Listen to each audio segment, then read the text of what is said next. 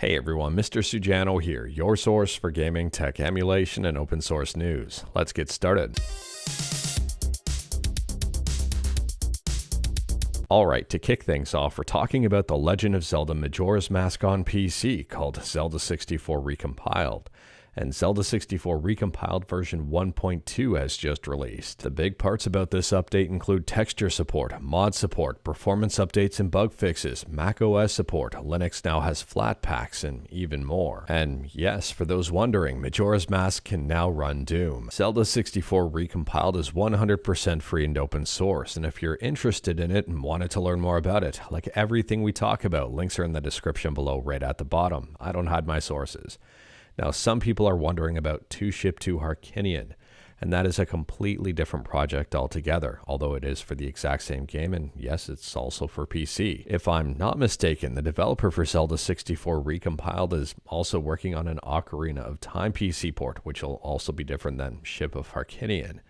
Either way, I think these are pretty awesome things and yeah, very interesting. Next up, we're talking about PlayStation Vita emulation on Android with Vita3k. Now, I get asked about Vita3k quite a bit.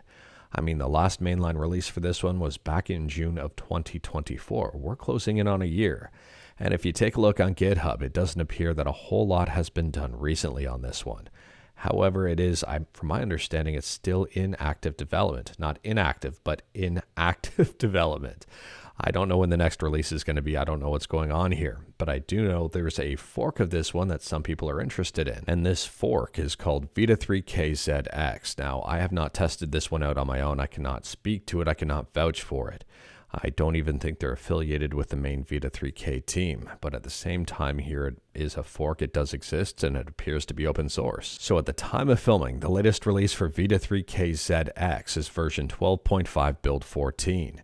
If you've got a Mali GPU in your Android device, this may be worth something investigating. So they say here fixed PowerVR and Mali.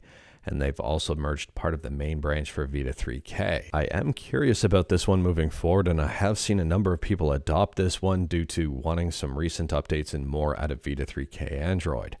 Let me know your thoughts about Vita3k ZX in the comments below. And speaking about smartphone GPUs, next up we're talking about Samsung, and this is not really good news, I would say, if you're in Europe and looking at a Samsung Galaxy S26. It's being reported that Samsung will be using an Exynos 2600 in the Galaxy S26 line in Europe. I don't know if that's going to be more widespread or just contained to Europe. I mean, that's still a big area. But at the same time here, this one is going to be very interesting in terms of performance and battery life and all of that stuff, including emulation. Now, at this point in time, I don't have a whole lot of information yet about the Exynos 2600. However, and this is a big one, it's being rumored to be using an in-house GPU, which may pose a problem for drivers, specifically regarding emulation. I've got no idea on that one just yet. I'm very curious in overall performance. I'm very curious to see overall compatibility and how things shake out. Maybe things will be very good. I don't know yet. I haven't seen benchmarks or anything like that just yet. But I would be very leery if you were picking up a Samsung Galaxy S26 with an Exynos CPU in it if you were looking strictly at high-performance emulation. You may want to see some testing first, but that's just my advice. And speaking about seeing some tests, next up we're talking about Arc Raiders. Arc Raiders is a brand new extraction shooter, and it is in testing right now. And they've just produced some very interesting stats. So here's the tweet. Raiders, we hope that you're having a blast in the Rust Belt so far. Here are some fun facts we've gathered so far. Have you attempted to kill the Queen yet? 7 million Arc enemies have been destroyed. Only one Raider has upgraded Scrappy to the max level. 4 million rounds have been played, and out of those 4 million rounds, only 58 Queens have been defeated. That is a shockingly low number. Now, I haven't played Arc Raiders, and if you have, let me know your thoughts about the battle with the Queen in the comments below, because I'm certain other people are interested. I'm wondering here if the battle is difficult for a number of reasons. I'm wondering if it is truly just a very difficult battle. I'm wondering if people have lower resources and health towards the end of the game, and that's what makes it difficult. I don't even know if it's the end of the game. And I'm wondering, too, if people are just screwing around, or maybe it's performance issues, or there's a bunch of contributing factors to make that last battle difficult. I don't know here, but I'm assuming that they're making it difficult on purpose, and I don't know if it's going to be tweaked or not. Let me know your thoughts about that one, because I'm very curious to see what happens if this game gets into a full release and the numbers stay the same, or maybe they will change quite a bit. Maybe people will figure out a way to cheese the queen. Who knows? And speaking about playable and cheesing things, next up we're talking about Half-Life 3. Now, I'll say take this one with the finest grain of salt you can find here, because, well, we hear Half-Life rumors all the frickin' time. Fool me once, shame on me, because fool me twice, shame on me as well, and 3 times and 4 times and 5 times and 6 times. I mean, I'm really excited about a potential Half-Life 3. A lot of people are. And we just keep hearing rumors about it, and a lot of people continue to get excited about it. I mean, I'd be lying if I wasn't excited when I hear a Half-Life 3 rumor, even if I know it's probably not going to be true. This is kind of like the whole boy who cried wolf thing. Anyways, there's a brand new video on YouTube that's getting a lot of discussion where Tyler McVicker says the game is playable from beginning to end. Now, I am skeptical, to say the least, about this one. I mean, we've seen Half-Life 3 rumors come and go time and time and time and time and time again. Well, I'll have to wait and see on this one, but wouldn't it be crazy if we get Half-Life 3 before GTA 6? That would be absolutely wild. Anyways, feel free to check out that video. Again, like everything we talk about, links are in the description below at the bottom. Maybe this is real, or maybe it's not, or maybe you've got like 3 hours of listening to someone ramble about anything. Unfortunately, and this is where my skepticism is picking up, and I really hope I'm wrong here. For the record, I really hope I'm wrong. I'm hoping that Half-Life 3 is a real thing. However, all of the sources that I've seen point right back to Tyler. I have not seen this reported anywhere else using any other source other than Tyler. So I'm wondering here, if I see this story come up in a few different areas with some more proof or anything like that, then yeah, maybe I might buy into it a little bit more. But right now I'm very skeptical on the entire thing, and I hope I'm wrong, but I don't know at this point. Next up is a friendly heads up. If you were interested in visiting the Louvre and wanted to do the whole 3DS audio guide, you're going to be out of luck. The Louvre is removing it. Now, there is still time to visit the Louvre and use a 3DS if you wanted. They're going out of service in September 2025. And I'm guessing here it's probably for a couple of reasons. I don't necessarily think a license with Nintendo is at play here. I'm just thinking that maybe they're just not producing 3DSs anymore, and their current ones are breaking down, and it's very hard to get new ones. That may be my guess here, but who knows? They say there will be a new system to be replacing this, and I'm assuming it's probably not going to be with Nintendo. Who knows? Maybe it will. If you've used the 3DS at the Louvre, let me know your thoughts in the comments below. I visited the Louvre and I didn't use a 3DS there. I kind of regret it, but I also don't. And speaking about Nintendo, next up here we're talking about a lawsuit that doesn't involve Nintendo. Next up here we're talking about Destiny 2 and Red War lawsuit that's against Bungie, and this one has taken a very interesting turn. I would say an unexpected turn. And it's all because Bungie is having a hard time producing information. I think the Game Post does a pretty good job in summing this stuff up, so feel free to check out the article if you wanted to learn more about the entire situation. They even have links to stuff. But it turns out that Matthew Martineau has filed a lawsuit against Bungie, alleging that they've lifted plot elements, characters, and themes from his work posted on WordPress years before Destiny 2 launched. And that is very interesting. Bungie filed a motion to dismiss and was denied it because they couldn't produce evidence to say otherwise. So it is reported here the evidence that Bungie submitted was hours of YouTube footage and screenshots from a fan-made wiki to show that Destiny 2 was nothing like Martineau's work. Very interesting. I mean, they're submitting fan stuff instead of their own internal documentation, and I guess that's due to vaulting. Now, we'll get to the whole vaulting thing in just a second here, but this is what's being reported about what the judge ruled on.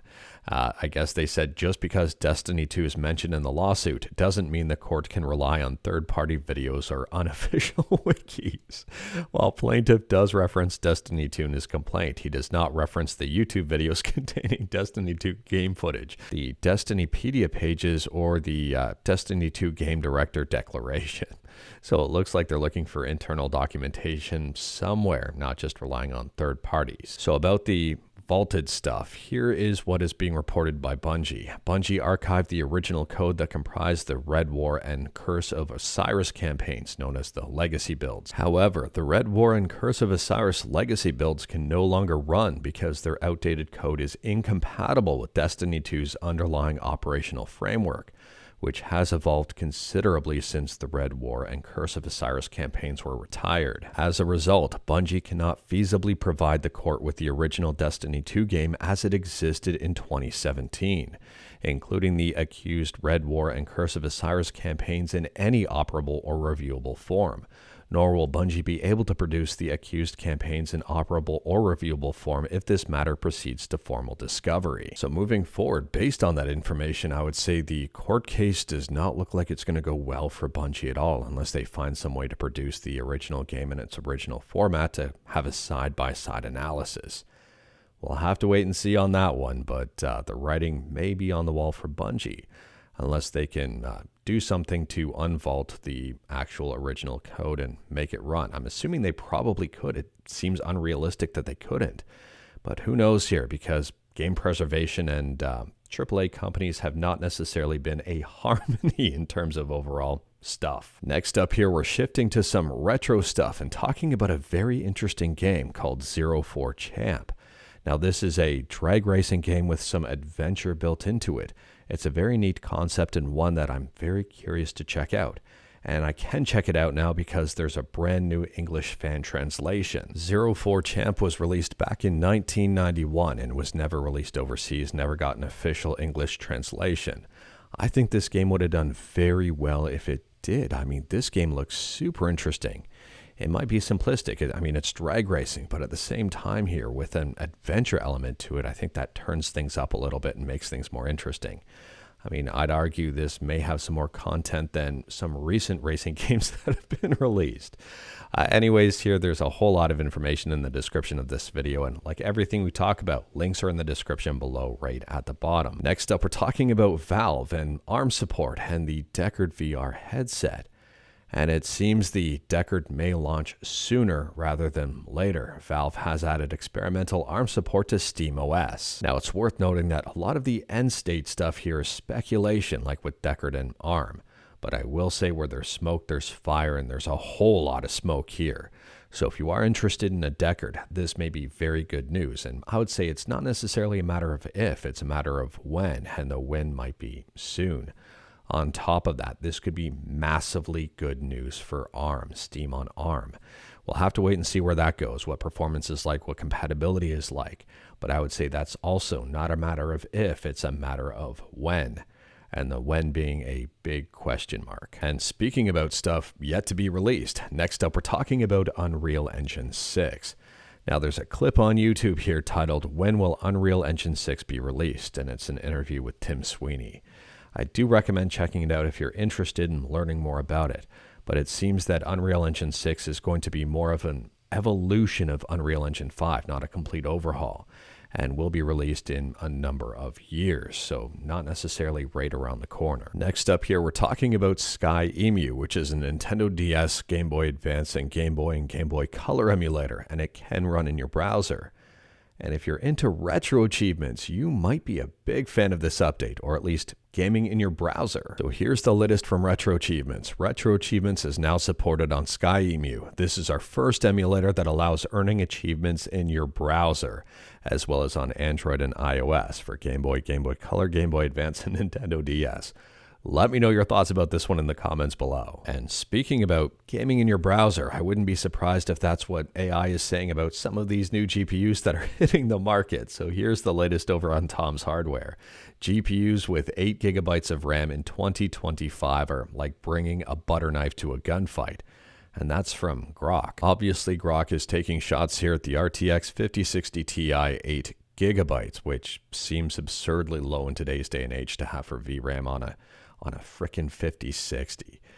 Anyways, here it's being reported that AMD is also going to be launching a card with 8 GB of VRAM, and I think that is absurdly low if you're looking at a top tier GPU. It was rumored earlier on that AMD may cancel their 8 GB cards moving forward, but it seems that's not going to be the case, and they are going to be going ahead with these 8 GB cards.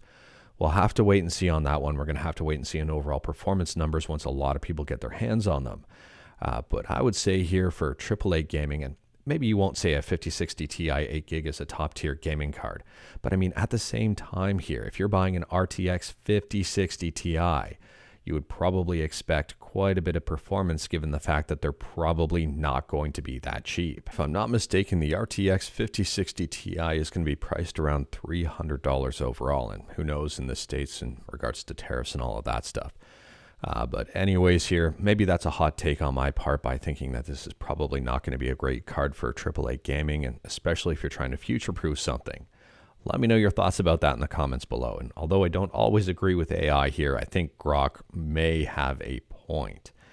We'll have to wait and see for real-world numbers and all of that stuff. But I mean, I don't know, I'm kind of disappointed that a GPU nowadays is coming out with 8 gigs of VRAM, given the fact that these things aren't cheap. But anyways, that is all I've got for you in this one. Straight to the point, all stuff and no fluff. For reference, yesterday I did say Planets versus Zombies instead of Plants versus Zombies, and I said that multiple times. I've got no idea why. I've got no excuses. Anyways, here we talked about a bunch today. Feel free to discuss anything we talked about in the comments below. If you liked this video, leave a like. If you didn't like this video, leave a like. Hit that subscribe button. Check out my other videos. Don't tempt fate. Save your state.